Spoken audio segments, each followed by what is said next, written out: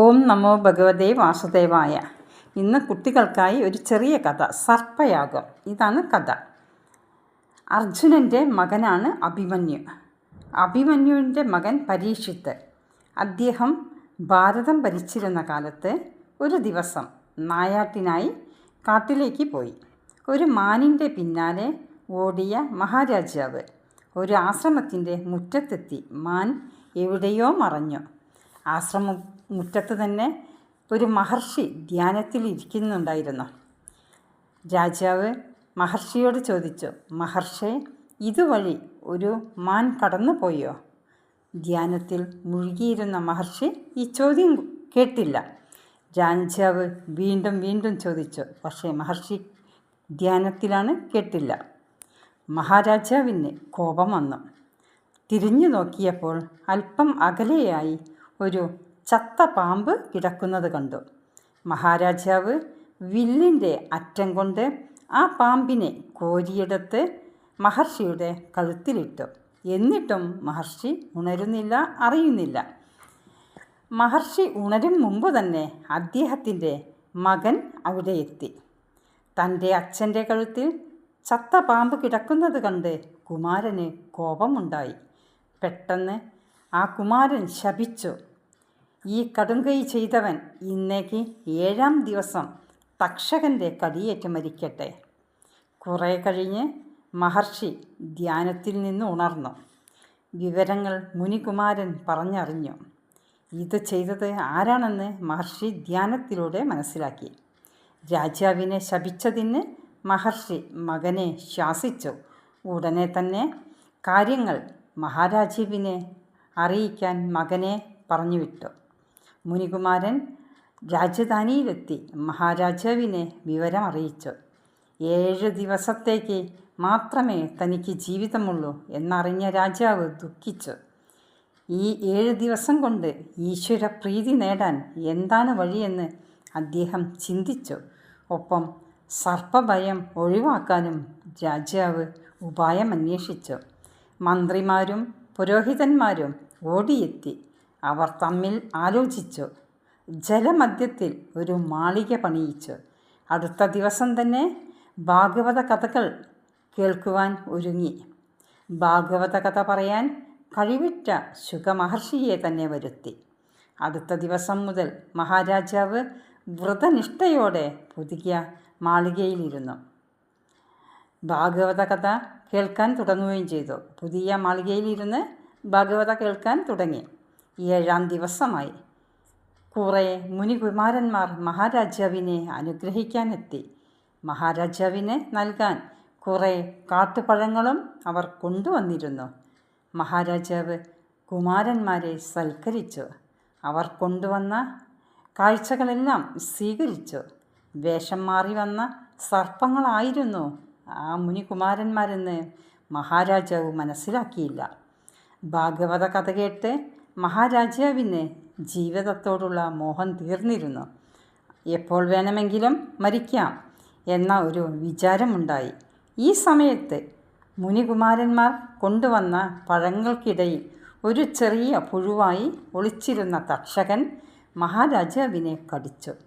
തക്ഷകൻ്റെ കടിയേറ്റ് പരീക്ഷിത്ത് മഹാരാജാവ് ജീവൻ വെടിഞ്ഞു.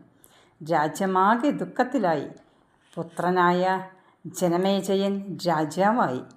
തൻ്റെ പിതാവിൻ്റെ മരണത്തിന് കാരണക്കാരനായ തക്ഷകനോട് പകരം വീട്ടണമെന്ന് ജനമേജയൻ നിശ്ചയിച്ചു. അദ്ദേഹം വേദങ്ങൾ അറിയാവുന്ന പുരോഹിതന്മാരെ വരുത്തി.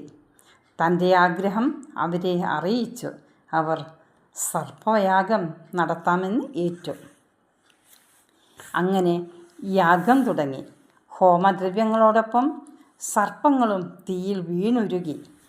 തക്ഷകനെ ഹോമിക്കണം, അതാണ് ഉദ്ദേശം. പക്ഷേ തക്ഷകൻ ദേവേന്ദ്രനെ അഭയം പ്രാപിച്ചു.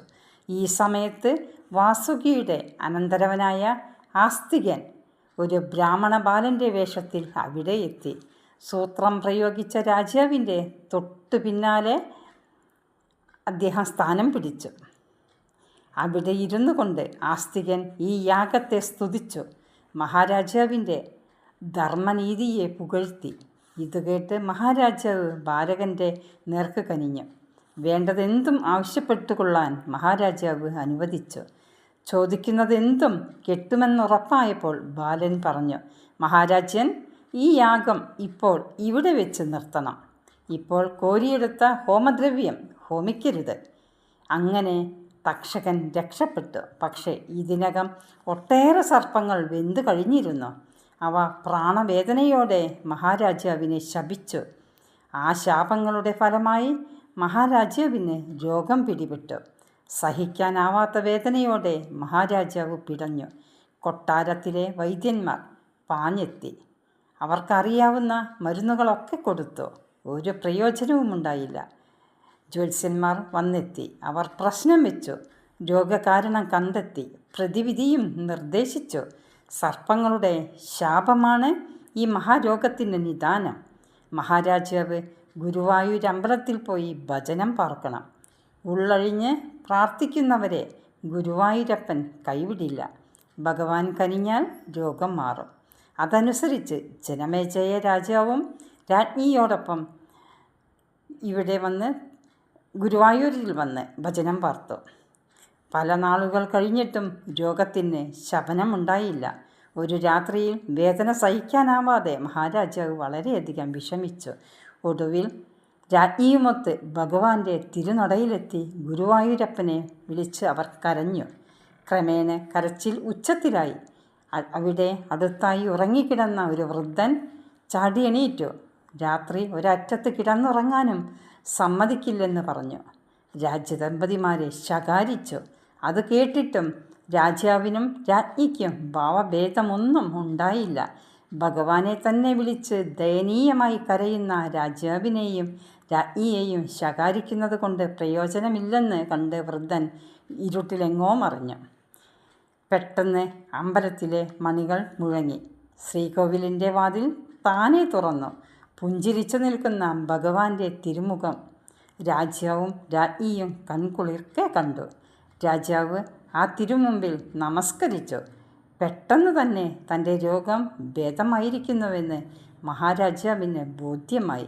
കുറേ ദിവസം കൂടി രാജാവ് അവിടെ ഭജനം പാർത്ത് പിന്നീട് രാജധാനിയിലേക്ക് മടങ്ങി സുഖമായി ജീവിച്ചു. ഇതാണ് കഥ.